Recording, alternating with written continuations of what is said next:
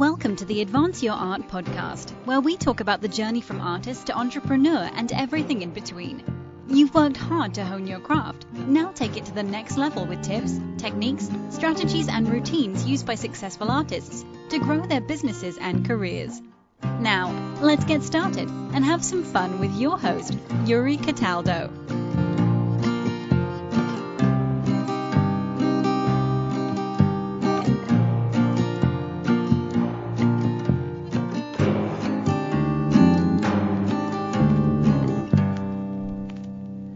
Kinja, hello. Welcome to the show. How are you today? Man, any better, I would not even be in a physical experience right now. I'll be floating around. Doing very, very well, man. Well, it sounds like it. That's awesome.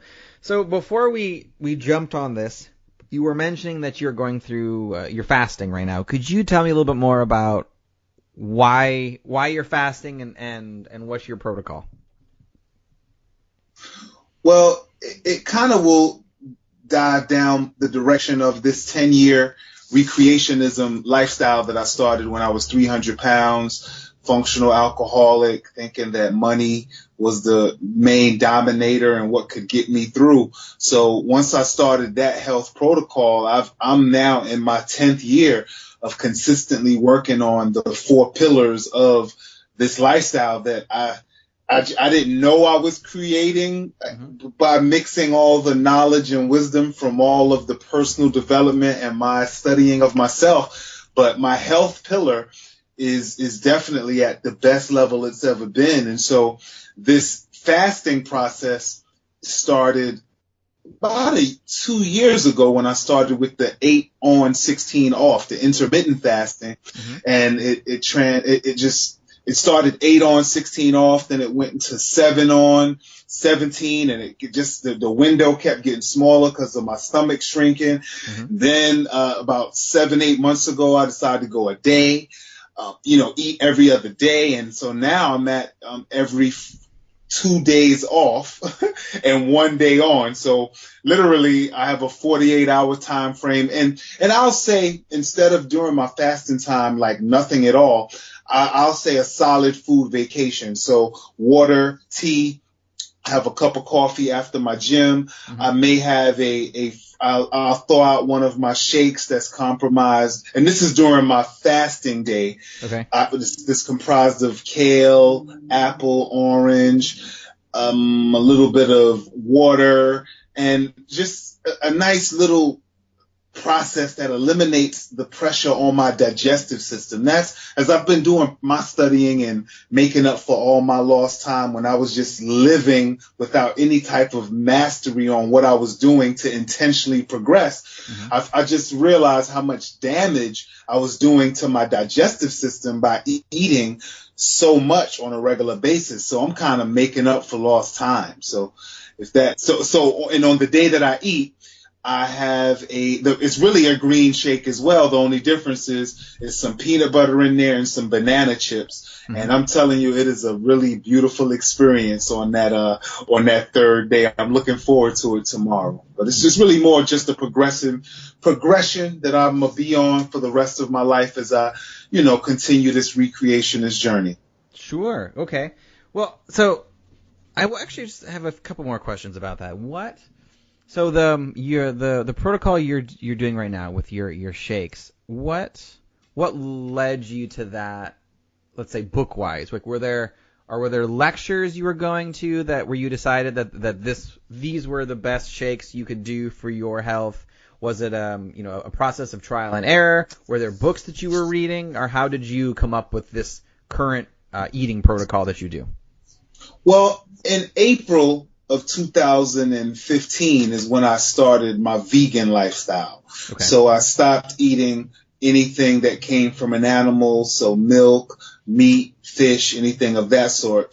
And so as I was going through that process and feeling the benefits, I then happened to step upon the raw vegan lifestyle. So that's what I was doing prior to the process that I just started. Okay. I was raw vegan. And so literally the energy that I've been having over the last 3 years the myths of how much protein I needed was eliminated because I've ran 3 marathons. I work out 2 times a day. I feel so good. So literally, man, I'm just a living experiment. So I wouldn't even recommend anyone to necessarily do what I'm saying, because I've tried different things that have worked for me personally off my journey. And that's what I recommend everyone to do, to see what works for them, because we all have different genetic backgrounds. We all have different addictions with foods. We all have different health conditions that we're overcoming. So I'm an avid believer in everyone kind of coming up with their own individual process by using the wisdom of several people. But in my case, I just have felt so good in this vegan lifestyle. And then when I started the intermittent fasting, where I went 16 days without any food, and then before I went to the 24 hours, I was like, wow, I'm feeling so energetic. My whole life, I was under the impression that if I don't eat, I'm going to be weak, especially with a bodybuilding process that I'm going through. Not heavy bodybuilding, but just, figure model style, ready for the beat type of a deal.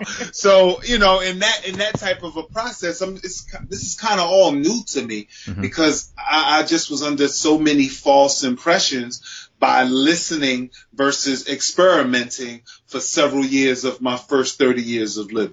Gotcha. Okay.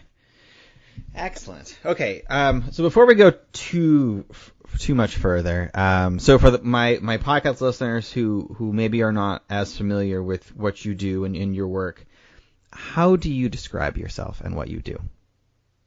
Well, at this point, I just went through kind of a rebranding phase, because what took me into this world of my 6th year as a speaker, author, and now filmmaker is I sold real estate for about 14 years after I got out of the military when I was 20 years old. So first I was a supervisor at a Fortune 500 company called MCI that closed down in 2004. And that's when I jumped into real estate. And I happened to be a very good progressive person in that world. So without going through all of those details, what changed my life and led to this version of me is in 2013, I won 2 international awards in the sales world that were never won before by one person. The Stevie Gold for best sales representative in all industries, and the American Resort Development Award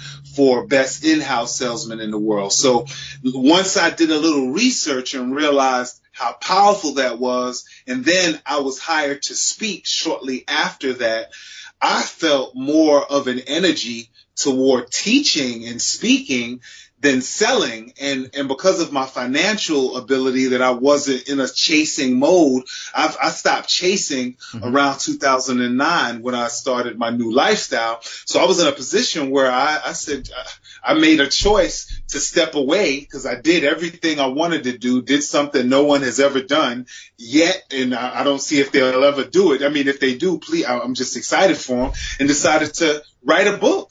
And the book was about my lifestyle. It's called Universal Talk Laws, which gave a systematic approach to what I learned in my 14 years of communication with employees and with clients. And so January 2014 is when I released my first book.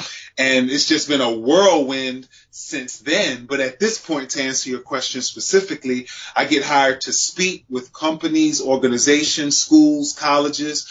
I just released my 3rd book, March of this year.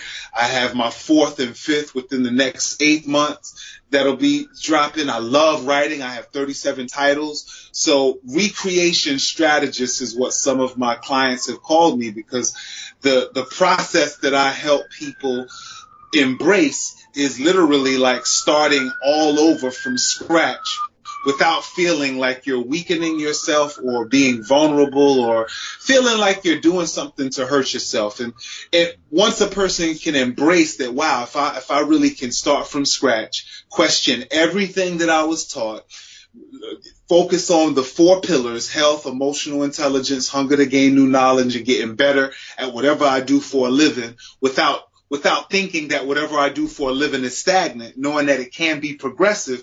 Those 4 pillars, I just know from the thousands of people I helped and from what I've went through in the last decade, if anybody is willing to focus on getting those 4 things better every single day, they are going to continue to become better versions of themselves for the rest of their life. So Re-Creation strategist is what I'm called when I'm introduced, and what several of my clients has called me based off the results they're getting in their lives. Okay, excellent. Good to know.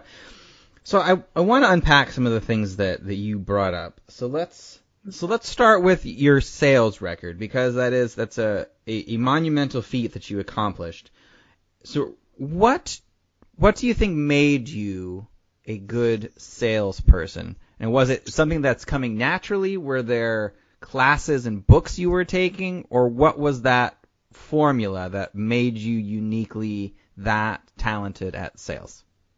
And it's so powerful, man, when you ask that. That's one of the reasons why I changed my title about 2 years ago from sales expert. It's because I realized that what changed my life in regards to communication was bonding and building relationships with clients.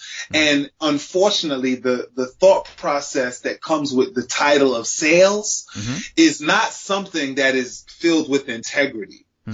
The thought process that usually comes with sales, based off of so many unprofessional, money-chasing salespeople that have that title, is someone that's literally trying to get you to buy something that usually you don't need. So what took place in 2009, after I was already a good quote-unquote salesperson, is once I started focusing on my health and losing weight, mixed with the mixture of my personal development, with the mixture of like literally every single day writing down why I didn't get the customer that I received, what I could have done better, what I'm going to do better the next day, cutting off my television service in all of my homes, stopping drinking in 2009. The combination of all of those things allowed me to put my energy on what was important, which is the 4 pillars. And in regards to the sales, which was my purpose at that time, literally learning how to look at every single person as a spiritual being versus having predetermined biases, versus assuming that based off their credit, they are be this type of way, and doing a proper introduction, integrating what they've been through in their day into our flow. And it was just so many things that were compounded into experiences where my closing percentages just went from 30 to 40 to 50 to 60 to 70% within a year. So it was to a point where I wasn't selling anymore. I was bonding with people, finding out certain bit of information about their life, and then recommending things based off of what I found out. And 9 times out of 10, they loved the recommendation. And because it did deal with a quality of their life, me knowing so much about them, I didn't have to sell per se. It was literally a lot of educated recommending by the time our 3 to 4 hour consultations was finished. Okay. Interesting. So in 2013, then, after you won this recognition, what was it that made you then want to switch and start writing? Well, it happened. I remember it literally like it happened yesterday, because this was like one of the most important days of my life. Actually, April 7th was the day that I won. April 7th or the 2nd, forgive me.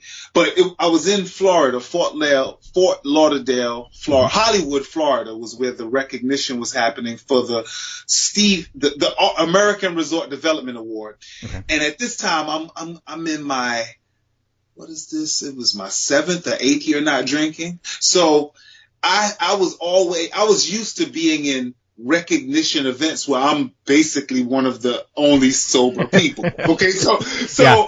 I remember winning the award in the sales